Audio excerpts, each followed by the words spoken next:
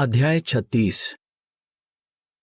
यह है एसाव की वंशावली, जो एदोम भी कहलाता है। एसाव ने इन कनानी लड़कियों से शादी की थी। आदा, जो हित्ती एलोन की बेटी थी, और ओहोलीबामा, जो अना की बेटी और हिव्वी जाति के सिबोन की पोती थी।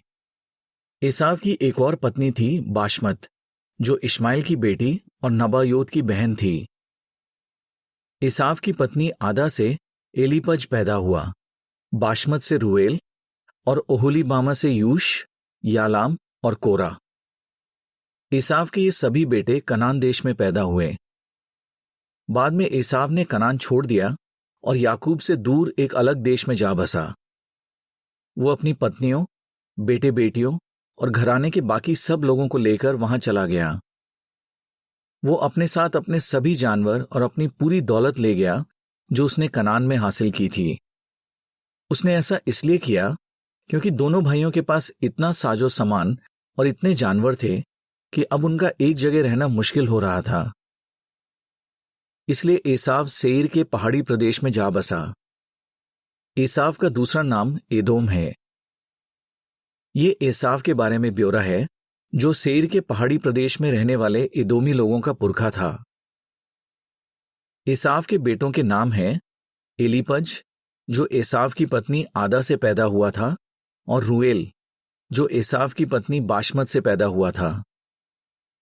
एलीपज के बेटे थे तेमान, ओमार, सपो, गाताम और कनज। एसाव के बेटे एलीपज की एक उपपत्नी थी तिम्ना। तिम्ना से एलीपज का बेटा अमालेक पैदा हुआ। ये सभी एसाव की पत्नी आदा के पोते हैं। रूएल के बेटे हैं नहत, जेरा, शम्मा और मिज्जा। ये सभी एसाव की पत्नी बाशमत के पोते थे। ओहोलीबामा, जो अना की बेटी और सिबोन की पोती थी, उससे एसाव के ये बेटे पैदा हुए, यूश, यालाम और कोरा। एसाव के बेटों से जो शेख निकले वो ये हैं। एसाव के पहलौठे एलीपज से शेख तेमान, शेख ओमार, शेख सपो, शेख कनज, शेख कोरा, शेख गाताम और शेख अमालेक। ये एलीपज के बेटे हैं जो एदोम देश में शेख हैं। ये आदा के पोते हैं। एसाव के बेटे रूएल से शेख नहत, शेख जेरा, शेख शमा और शेख मिज्जा निकले। ये रूएल के बेटे हैं जो एदोम देश में शेख हैं। ये एसाव की पत्नी बाशमत के पोते हैं। आखिर में एसाव की पत्नी ओहोलीबामा से निकले शेख ये हैं, शेख यूश, शेख यालाम और शेख कोरा। ये एसाव की पत्नी ओहोलीबामा के बेटे हैं। ओहोलीबामा अना की बेटी थी। तो ये हैं एसाव के बेटे और उनसे निकले शेख। एसाव का दूसरा नाम एदोम है। एदोम के इलाके के मूल निवासी होरी जाति के लोग थे। सेईर होरी जाति का था और उसके बेटों के नाम हैं लोतान, शोबाल, सिबोन, अना, दिशोन, एजेर और दिशान। सेईर के ये बेटे होरी जाति के शेख हैं जो एदोम के इलाके में रहते हैं। लोतान के बेटे थे होरी और हेमाम। लोतान की बहन तिम्ना थी। शोबाल के बेटे हैं आलवान, मानहत, एबाल, शपो और ओनाम। सिबोन के बेटे हैं अय्या और अना। ये वही अना है जिसे वीराने में अपने पिता सिबोन के गधों को चराते वक्त गर्म पानी का सोता मिला था। अना का बेटा दिशोन है और बेटी ओहोलीबामा है।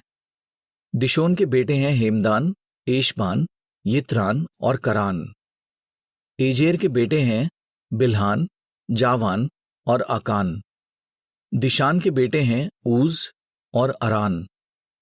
होरी जाति के शेख ये हैं, शेख लोतान, शेख शोबाल, शेख सिबोन, शेख अना, शेख दिशोन, शेख एजेर और शेख दिशान।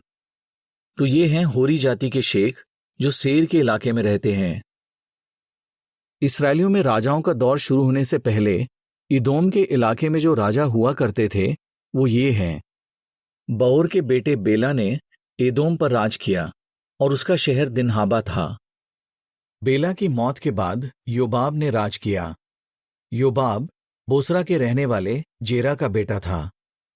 योबाब की मौत के बाद हुशाम ने राज किया जो तेमानी लोगों के इलाके से था। हुशाम की मौत के बाद बदद के बेटे हदद ने राज किया। ये वही हदद था जिसने मोआब के इलाके में मिद्यानियों को हराया था। उसका शहर अवीत था। हदद की मौत के बाद समला ने राज किया, जो मसरेका से था। समला की मौत के बाद शौल ने राज किया, जो नदी के पास वाले रहोबोत शहर से था। शौल की मौत के बाद अकबोर के बेटे बाल हनान ने राज किया। अकबोर के बेटे बाल हनान की मौत के बाद हदर ने राज किया, जिसका शहर पाऊ था। उसकी पत्नी का नाम महिदबेल था, जो मतरेद की बेटी थी, और मतरेद मेजाहाब की बेटी थी। और जो शेख एसाव के वंश से आए थे, उनके कुल और उनके इलाके भी उन्हीं के नाम से जाने जाते थे।